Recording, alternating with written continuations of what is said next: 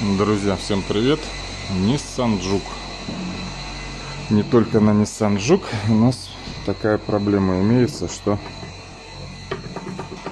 гремят суппорта на кочках при езде, мелкие неровности дороги. Причем здесь направляющие уже поменены, в другом сервисе меняли. И мы сейчас будем... Диск имеет не сильную выработку. Мы сейчас будем это дело исправлять. А как исправлять? Будем ставить абсолютно новые суппорта в сборе со скобами. Почему гремят суппорта? Во-первых, у колодок нету никаких пружин, поджимов, нету также и на суппорте между скобой и самим суппортом. Из-за этого гремят. Сильнее гремят, когда изнашивается диск сильнее и колодки. Значит, направляющие суппорт в ту сторону прижимается по износу, уходит в ту сторону, соответственно, направляющие выходят больше. Чем больше направляющие выходит, тем больше имеет люфт. Но вот это значит, уже сильно скоба износилась, но новая направляющая не помогла совершенно. Некоторые ставят какие-то пружинки вот отсюда до сюда, там засверливаются как-то, натягивают, чтобы он как бы был в натяжку. В основном страдают этой проблемой, конечно, японцы, но у европейцев у многих пружинки, всякие там поджималки, фигалки, особенно на передней тормозной системе спереди. Вот, пружинки и всякие поджималки есть. На японцах в основном нету, поэтому вот такая вот ерунда, она раздражает. Новый диск, новые колодки ненадолго исправляют, потому что направляющая глубже становится и меньше люфтит. Чем больше изнашивается, тем больше появляется вот этот стук. Давайте посмотрим на тормоза, на новые. Фирма Hessa. Что за фирма, не знаю. Будем суппорт тормозной RR задний правый, суппорт тормозной LH левой стороны левый. Вот такой поставляется в таком виде, в пакетике. Сейчас посмотрим, как новые люфтят. Одной рукой неудобненько. Резинки вон повыскакивали. Вот он уезжает из скобы сам. Соответственно, смазочку мы должны добавить. Так, и как мне одной рукой показывать? Сейчас на штатив поставлю камеру и будем смотреть. Вот новый суппорт. И новый суппорт имеет вот такой же люфт. Причем на полностью задвинутых направляющих вот такой люфт имеет. Если так резиночки снимем, а то вакуум не дает открыть. И чем дальше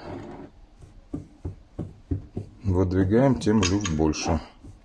Здесь поменьше, хотя тоже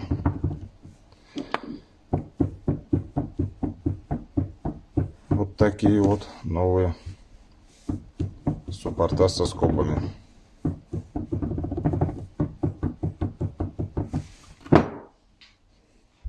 Итак, друзья, видели, что новый суппорт имеет тоже люфт. И что же делать? Мы их все равно поставим. И что же делать, чтобы не гремел суппорт? Не гремели, так сказать, колодки, суппорт. Сейчас не открою никакую военную тайну. Встречал у производителей, у марок автомобилей, когда задние колодки ставили. Вот, колодки приходят, и на них наклеен скотч двухсторонний на обоих, на левый, на внутренний, на внешний. Так что берем колодку, обезжириваем и наклеиваем скотч. Вот здесь вот у нас крепится, должно быть видно. Здесь у нас внешний суппорт упирается. Ну, вот эти вот усы упираются вот сюда. Вот так вот. И поэтому мы берем, здесь обезжириваем и сюда наклеиваем двухсторонний скотч. У кого какой есть, кто-то купит подороже, кто-то подешевле. Конечно, желательно скотч хорошего качества. У меня вот такой вот сейчас наличие. Но даже он будет работать. Сейчас сразу и проверим все. Никакие пружинки, ничего не надо сверлить.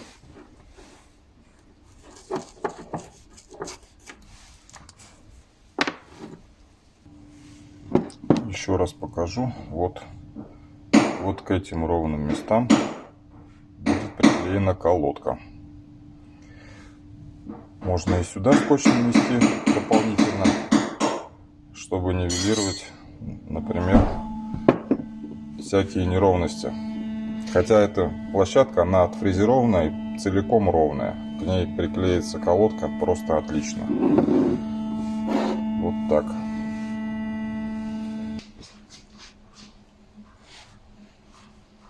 Устанавливаем колодку.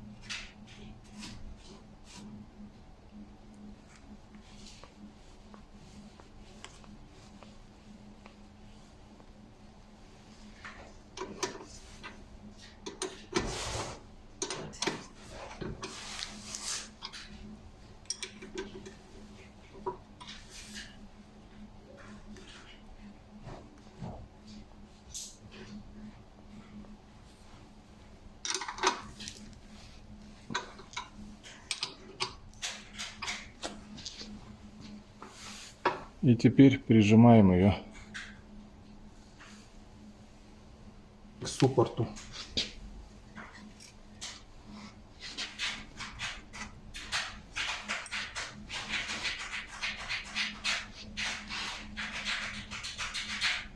Все зависит здесь от качества скотча. Еще раз повторю, что не я это придумал.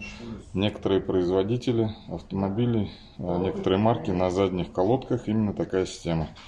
Прямо на двух колодках они приходят с уже наклеенным скотчем двусторонним. Отдираем бумажечки, вставляем колодки и приклеиваем. Все, суппорту достаточно одной точки. К связи с колодкой. Колодка находится в своей пружинной скобе. Вот, и суппорт минимально. Короче, если обе колодки приклеить, он вообще будет тише воды, ниже травы.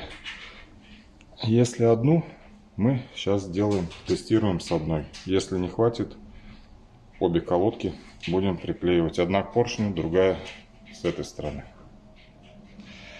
Так, мне осталось только болт перекрутить и прокачать тормоза.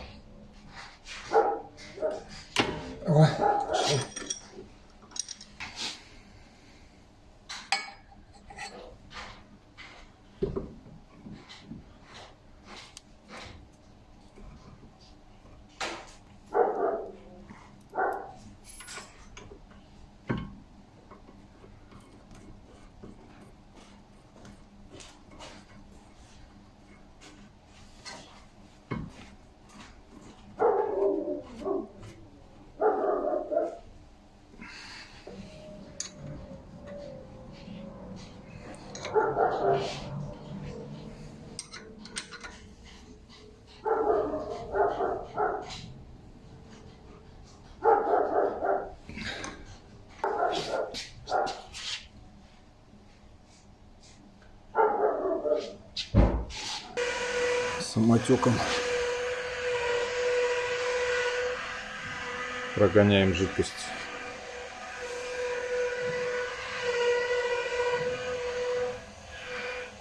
Итак, друзья, все я поставил, приклеил сначала самотеком. Спустил жидкость, потом прокачали контрольные по 3 раза. И левую, и правую сторону. Значит, скотч я заменил на тремовский. И с этой стороны приклеил. И, не знаю, будет видно, нет. Внутри тоже приклеил. Суппорт отлично стоит. Болтаться не будет. И при следующей замене колодок там еще и фиг отлепишь их. Приклеится намертво. Поэтому, друзья, не благодарите, пользуйтесь. Всем удачи, всем пока.